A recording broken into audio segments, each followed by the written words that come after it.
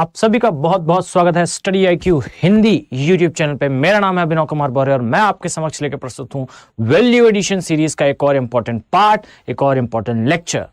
I think आप सभी ने थंबनेल में बेहतर तरीके से देख लिया होगा आज के इस वीडियो में हम क्या डिस्कस करने वाले हैं। तो before I use to start, ध्यान से समझिएगा। अगर बच्चों मैं आपसे कहूं कि आप सिविल सेवा परीक्षा की तैयारी कर रहे हैं, आपका content is the backbone of your selection.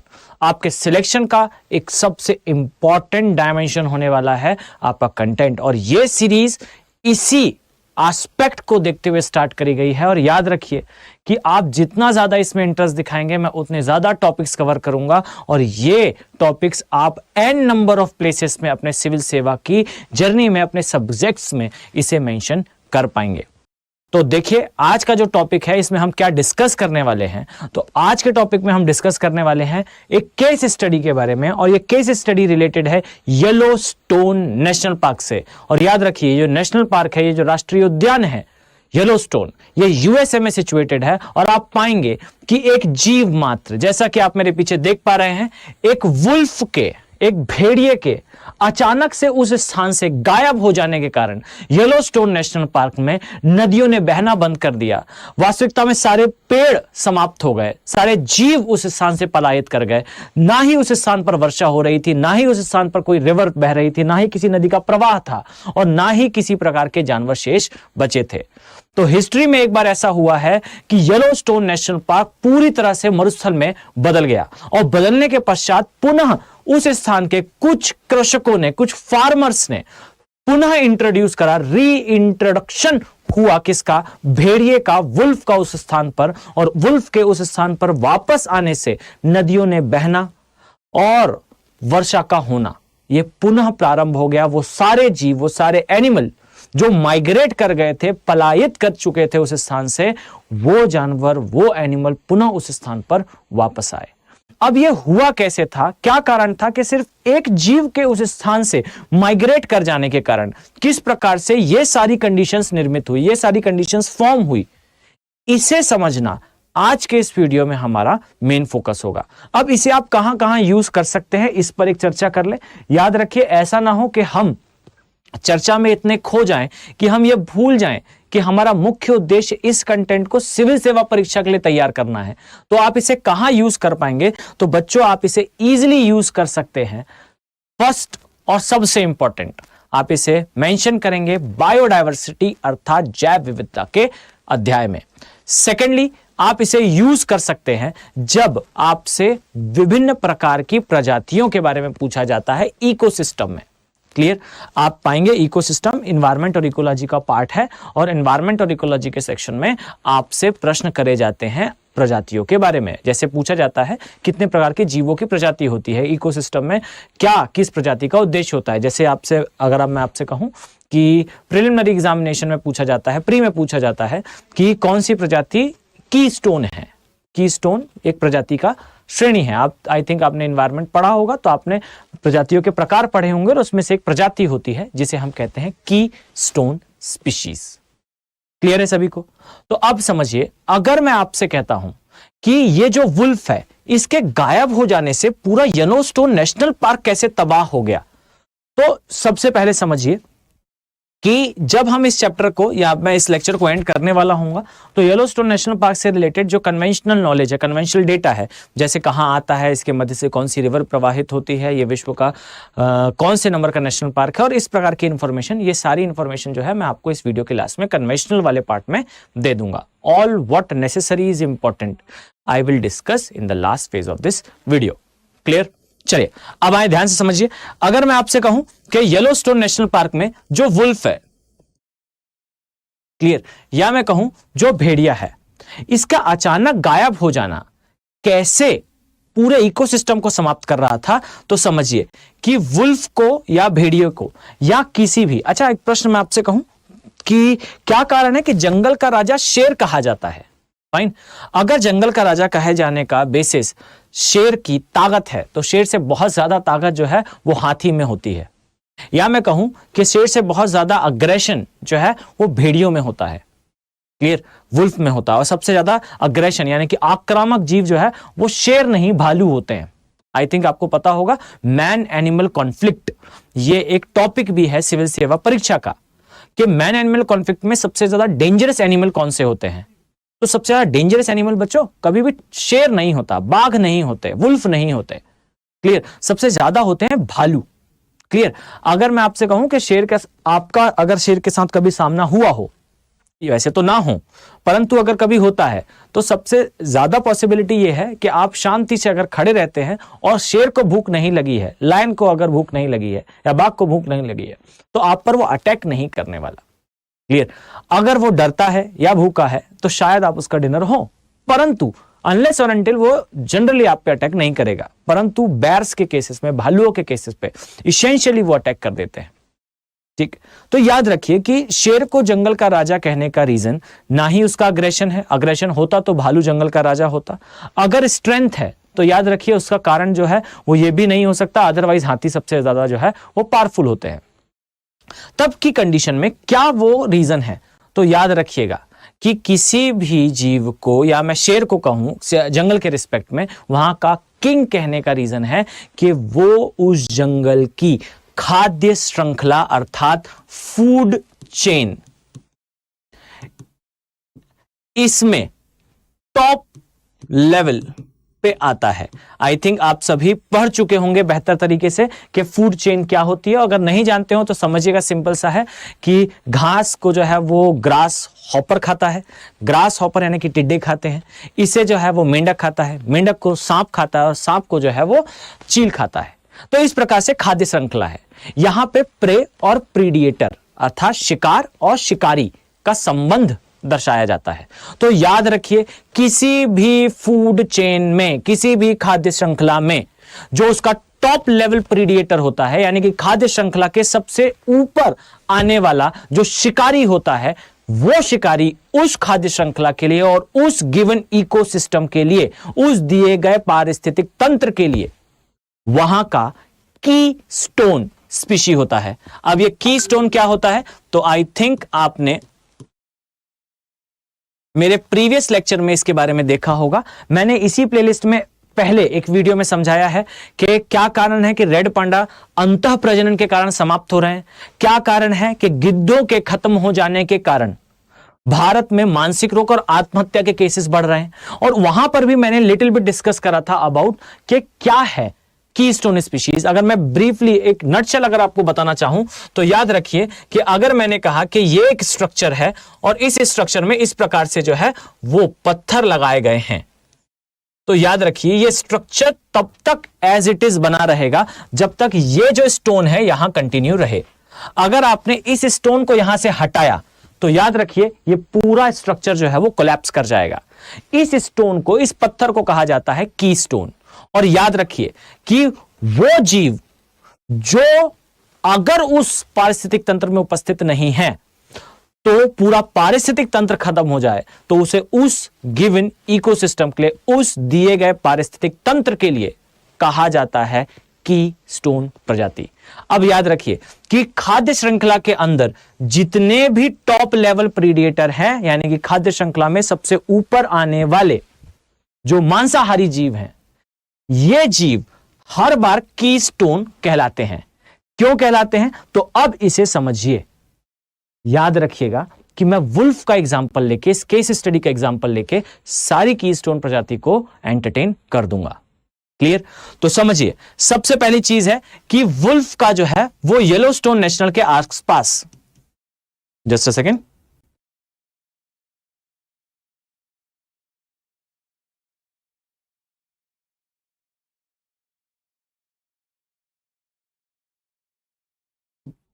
याद रखिए वुल्फ का येलोस्टोन नेशनल पार्क के आसपास उसके फर के लिए, उसकी स्किन के लिए इल्लीगल हंटिंग हुई और इस इल्लीगल हंटिंग के कारण, इस शिकार के कारण वुल्फ की सारी जनसंख्या एक समय पर येलोस्टोन नेशनल पार्क से समाप्त हो गई थी।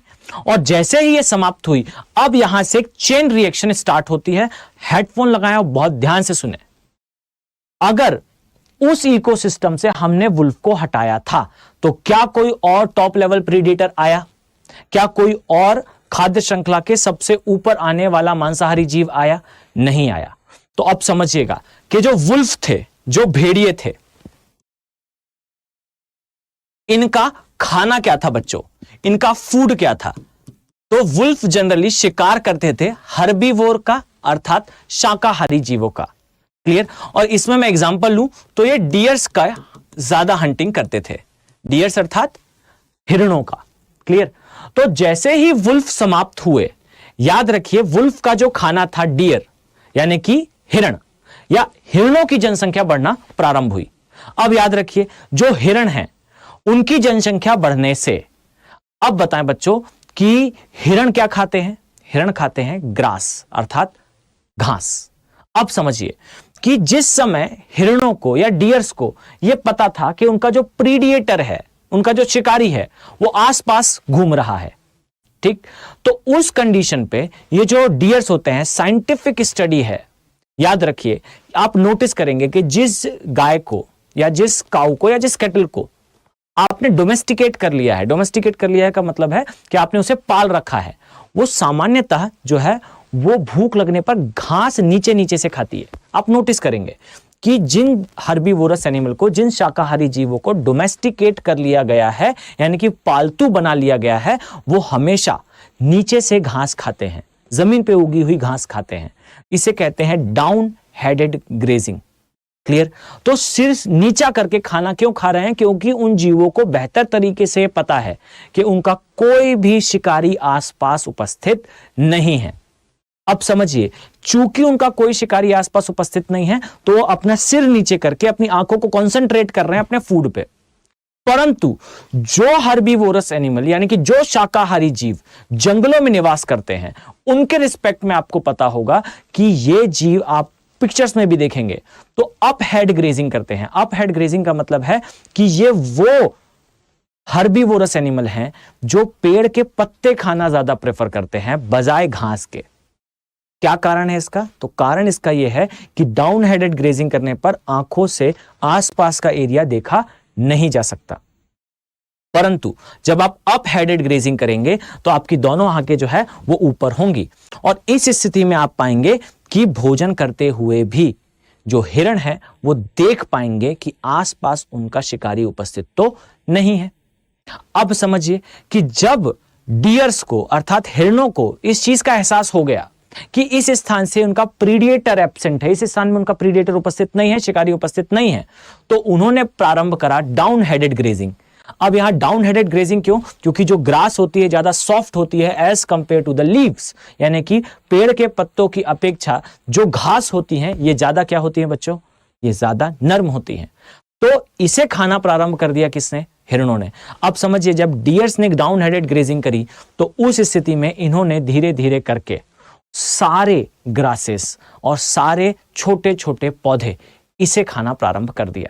अब जब इसे खाना प्रारंभ कर दिया तो बताएं बच्चों, जब छोटे पौधे सारे डियर्स यानी कि सारे हिरण खा लेंगे तो क्या नए पौधे उग पाएंगे? Answer is no. अब समझिए, जब नए पौधे नहीं आएंगे या फिर छोटे छोटे पौधे नहीं होंगे तो क्या पॉलिनेटर्स, पॉलिनेटर्स का मतलब है तितली या वो जीव या वो इंसेक्ट या वो कीट जो फूलों के ऊपर डिपेंड हैं, वो उस स्थान पर होंगे। पॉलिनेटर्स यानी कि कीट वहां रहेंगे। अब जब घास नहीं तो वहां पर घास के ऊपर जो फूल आते हैं उस पर डिपेंड करने वाली पॉलिनेटर्स भी गायब हो जाएंगे। अब पॉलिनेटर्स गायब होंगे बच्चों तो याद रखिएगा कि इन कीटों को कौन खाते हैं? पक्षी खाते हैं। तो जब डियर्स ने सारी ग्रास खा ली तो ग्रास के एब्सेंस में पॉलिनेटर्स यानी कि कीट गायब, और जो कीट पतंगे हैं जब ये गायब हो गए तो समय के साथ जो है वो पक्षी भी गायब हो जाएंगे। क्यों गायब हो जाएंगे? क्योंकि पक्षियों का मुख्य आहार जो है वो कीट होते हैं। ठीक है, अब कुछ पक्षी होंगे पर सामान्यतः पक्षी गायब हो जाएंगे। जो पक्षी गायब हो जाते हैं, अब यहां समझिएगा कि पक्षियों का कार्य क्या होता है। जिस प्रकार से पॉलिनेटर्स का कार्य होता है कि वो पॉलिनेशन करें, यानी कि जो फूल हैं उनसे परागकणों को एक स्थान से दूसरे स्थान पर लेकर जाएं, एक फूल से दूसरे फूल पर लेकर जाएं, यही कार्य जो है वो पक्षी भी करते हैं पेड़ के केस में। अब पेड़ों में भी ये क्रिया बंद हो जाएगी। अब इससे ये होगा कि पोलन ग्रेन्स नहीं बनेंगे जिससे जो है वृक्ष उगा करते हैं, तो ना ही वृक्षों में सीडिंग होगी, ना ही नए प्लांट बनेंगे। अब ना नए पौधे आ रहे हैं और जो वर्तमान के करंट के जो पौधे हैं उनमें भी क्रिया नहीं होगी। अब क्रिया नहीं होने से जो पेड़ हैं वो जल्दी ही पुराने होकर खराब होना स्टार्ट हो जाएंगे और नए पौधे आ नहीं रहे हैं। अब इस कंडीशन में आप पाएंगे कि पेड़ जो है वो जल्दी खराब होना स्टार्ट कर जाएंगे। अब बच्चों, जब पेड़ खराब होंगे तो खराब होने पर ये टूट कर जब नीचे आएंगे 5-10 वर्षों में, तो उस कंडीशन पे यहां पर जो बरोइंग एनिमल्स हैं, बरोइंग एनिमल मतलब वो जीव जो गड्ढा करके बिल बनाकर रहते हैं, धीरे धीरे करके वो पलायन करना प्रारंभ कर देंगे। अब यहां समझने योग्य बात है कि जो बरोइंग एनिमल्स हैं वो पलायन इसीलिए कर रहे हैं क्योंकि ये सामान्यतः पेड़ों के आसपास ही अपने बिल बनाते हैं। अब जब पेड़ टूटना प्रारंभ हो जाएंगे तो ये बिल बनाकर रहने वाले जीव भी गायब हो जाएंगे। और यहाँ इसेंशियल इंफॉर्मेशन है बच्चों, याद रखिए कि किसी भी इकोसिस्टम के अंदर बरोइंग एनिमल्स यानी कि बिल बना के रहने वाले जीव बहुत ज्यादा इंपॉर्टेंट होते हैं। क्यों इंपॉर्टेंट होते हैं? क्योंकि ये सॉइल रिवर्सल का कार्य करते हैं, यानी कि वो मृदा जो उपजाऊ है लेकिन जमीन के अंदर है, ये बिल बनाने की प्रोसेस में उस मृदा को जो है वो बाहर लाते हैं। क्लियर? तो कुल मिलाके जो ऊपर की मृदा पुरानी हो चुकी है वो नीचे और नीचे की मृदा ऊपर, इस प्रकार की एक साइकिल चलाते हैं कौन? ये बरोइंग एनिमल्स। और बेसिकली पेड़ों के डिस्ट्रॉय होने से, गायब होने से बरोइंग एनिमल्स गायब हो जाएंगे। बरोइंग एनिमल्स गायब हो जाएंगे यानी बिल बनाने वाले जीव गायब हो जाएंगे तो सॉइल रिवर्सल बंद हो जाएगा, यानी कि जो मृदा है वो अनउपजाऊ हो जाएगी। और जब ये अनउपजाऊ हो जाएगी तो जो बचे हुए पेड़ हैं ये भी सरवाइव नहीं कर पाएंगे। अब आप पाएंगे कि धीरे धीरे करके येलोस्टोन नेशनल पार्क से सारे वृक्ष गायब होना प्रारंभ हो गए। अब जब ये वृक्ष कम होना प्रारंभ होंगे तो बच्चों एक बात बताएं, आई थिंक आप इजीली अंडरस्टैंड कर पाएंगे कि जो मेघ होते हैं उनको आकर्षित करते हैं कौन? वन। अब ये कैसे करते हैं तो मैं क्लाइमेटोलॉजी की सीरीज में आपको इसके बारे में बेटर तरीके से एक्सप्लेन कर पाऊंगा। अभी आप बस इतना समझें कि जो वृक्ष होते हैं इनसे ज्यादा जलवाष्प उत्सर्जित होती है और ये मेघों के निर्माण में सहायक होती है। साथ ही जो ग्रीन एरियाज होते हैं वहां ऐसे भी रेनफॉल ज्यादा होती है। अब येलोस्टोन नेशनल पार्क से जिस समय वृक्ष गायब हुए उसके साथ ही वर्षा होना भी कम हो गई और वर्षा होना कम हुई तो बच्चों यहां से जो मेन रिवर पास होती है इसे स्नेक रिवर कहते हैं। और ये जो स्नेक रिवर है ये ट्रिब्यूटरी अर्थात सहायक नदी है। किसकी? तो कोलंबिया रिवर की। तो स्नेक रिवर ने भी, स्नेक रिवर के अंदर जो जल स्तर है ये भी सिग्निफिकेंटली कम हो गया और इस प्रकार से जल स्तर के गिरने से नदी ने बहना कुछ स्थानों से समाप्त कर दिया। तो नदी ने बहना प्रारंभ कर दिया, जो वृक्ष थे, जो वन थे वो सूख गए और साथ में सारे जो बड़े शाकाहारी जीव हैं जो इसी ग्रीन वेजिटेशन पे डिपेंड करते थे ये गायब हो गए। अब बचा क्या? सिर्फ कुछ डियर्स, और डियर्स की बहुत बड़ी पॉपुलेशन जो कंटिन्यू घास खा रहे थे। अब इस स्थिति में आप पाएंगे कि पूरा नेशनल पार्क जो है वो खाली है। अब इस चीज को डिटरमाइन करा कुछ कृषकों ने, ना ही वैज्ञानिकों ने अपितु कृषकों ने, और उन्होंने री इंट्रोड्यूस करा, पुनः लेकर आए साइबेरिया वाले क्षेत्र से भेड़िए। और इन भेड़ियों को पुनः इंट्रोड्यूस जब करा गया तो इन्होंने शिकार करना स्टार्ट करा बच्चों, किसका? हिरणों का, डियर्स का। और डियर्स का जब शिकार करना स्टार्ट करा तब डियर्स ने जो है डाउन हेड के अपेक्षाकृत अप हेड ग्रेजिंग स्टार्ट करी। अप हेड ग्रेजिंग करने से जो नई ग्रास थी, जो नई घास थी वो उगना प्रारंभ हुई। वहां पर पुनः इंट्रोड्यूस हुए पॉलिनेटर्स जो परागकणों के द्वारा जो है नए पौधों की उत्पत्ति में सहायक होते हैं। ये पॉलिनेटर्स आए तो पॉलिनेटर्स को खाने के लिए जो है वो चिड़ियां आई, बर्ड्स आई। बर्ड्स के आने पर पोलन ग्रेन्स एक स्थान से दूसरे स्थान आए जिससे वृक्षों का विकास हुआ। वृक्षों का विकास हुआ तो पुनः जो है बरोइंग एनिमल्स आए। बरोइंग एनिमल्स आए तो पुनः जो है वो सॉइल फर्टाइल हुई, पुनः मृदा उपजाऊ हुई। मृदा उपजाऊ हुई तो इसने इनहेंस करा पुनः स्टैब्लिशमेंट को वनों के, और वनों के पुनः स्थापित होने के कारण आप पाएंगे कि मेघों का आगमन हुआ। मेघों के आगमन से पुनः नदी ने बहना प्रारंभ कर दिया। तो आप पाएंगे कि सिर्फ और सिर्फ एक वुल्फ के कारण, सिर्फ और सिर्फ एक प्रजाति के कारण पूरा नेशनल पार्क परिवर्तित हो गया था एक मरुस्थल में, और मरुस्थल से पुनः एक नॉर्मल नेशनल पार्क में। अब ये जो स्थिति है ये निर्मित होने का कारण है कि जितने भी टॉप लेवल प्रेडिएटर्स हैं, यानी कि खाद्य श्रृंखला के जो सबसे बड़े जीव हैं, याद रखिएगा कि ये जीव वास्तविकता में हमेशा कॉन्सेंट्रेटेड होते हैं फूड चेन को कंट्रोल करने में। तो याद रखिए कि टॉप लेवल प्रीडेटर्स अर्थात खाद्य श्रृंखला के सबसे बड़े मांसाहारी जीव इंडिस्पेंसिबल होते हैं, सुपर इंपॉर्टेंट होते हैं उस इकोसिस्टम के लिए। क्लियर है? अब आप लोग जो है वो बेहतर तरीके से समझ पाएंगे कि कीस्टोन प्रजातियां किस प्रकार से हमारे लिए बहुत महत्वपूर्ण होती हैं। क्यों जंगल का राजा शेर है? क्योंकि शेर वहां का टॉप लेवल प्रीडेटर है। अगर शेर को हटा दिया जाएगा जंगल जो है पूरी तरह से समाप्त हो जाएगा। और यही कारण है कि आप पाएंगे कि हमने किसी और एनिमल के लिए नहीं परंतु शेरों के लिए और बाघों के लिए अलग से प्रोजेक्ट कराया, जिसे कहा जाता है प्रोजेक्ट टाइगर। क्यों? क्योंकि अगर आप टाइगर को बचाओगे अपने आप जंगल बचेंगे। क्लियर? तो शेरों को बचाना सिर्फ इसलिए जरूरी नहीं है कि शेर देखने में सुंदर है। क्लियर? शेर को या बाघ को बचाना इसलिए जरूरी है क्योंकि अगर वो चला जाएगा, वो समाप्त हो जाएगा तो पूरा इकोसिस्टम खत्म हो जाएगा। क्लियर? तो इस चीज को समझें कि जितने भी टॉप लेवल प्रीडेटर्स हैं ये हमारे लिए इंपॉर्टेंट हैं। अब येलोस्टोन नेशनल पार्क की एक छोटी सी मैपिंग देखते हैं। याद रखिए येलोस्टोन नेशनल पार्क जो है वो विश्व का पहला नेशनल पार्क है। इस नेशनल पार्क से जो है वो स्नेक रिवर प्रवाहित होती है। स्नेक रिवर सहायक नदी है कोलंबिया रिवर की, और कोलंबिया रिवर के लिए याद रखिएगा ये उत्तरी अमेरिका में पश्चिम की दिशा में बहने वाली एक नदी है जो अपना जल विसर्जित करती है प्रशांत महासागर में। इसके लिए एक और इंफॉर्मेशन याद रखिएगा, येलोस्टोन नेशनल पार्क फेमस है अपने ओल्ड फेथफुल गीजर के लिए। ये ओल्ड फेथफुल गीजर क्या होते हैं? तो इससे जो है आप समझे कि गर्म पानी के सोते के समान दिखाई देते हैं, ये हॉट वाटर स्प्रिंग के जैसे कुछ दिखाई देते हैं, और ये पूरा जो क्षेत्र है यहां आपको गर्म पानी की झीलें देखने को मिलती हैं। इसका कारण क्या है? तो इसका कारण याद रखिएगा, जो उत्तरी अमेरिका है वो पैसिफिक ओशन अर्थात प्रशांत महासागर की ओर प्रवाहित हो रहा है, जिसके कारण उत्तरी अमेरिका की जो प्लेट है वो पैसिफिक की प्लेट के नीचे जाने से वो मेल्ट हो रही है, पिघल रही है, और ये मैग्मा बाहर आ रहा है। इस मैग्मा के, इस लावा के बाहर आने से गर्म पानी के सोते या इस प्रकार की संरचनाएं हमें देखने को मिलती हैं। तो चलिए हम इसी प्रकार से वैल्यू एडिशन के नेक्स्ट वीडियो में आपके समक्ष प्रस्तुत होंगे। आई होप आपको ये सीरीज काफी इंटरेस्टिंग और काफी वैल्यूएबल फील हो रही होगी। आप इसे नोट्स बनाएं और इसे यूज करें अपने आंसर राइटिंग में। Have a very nice day. Thank you.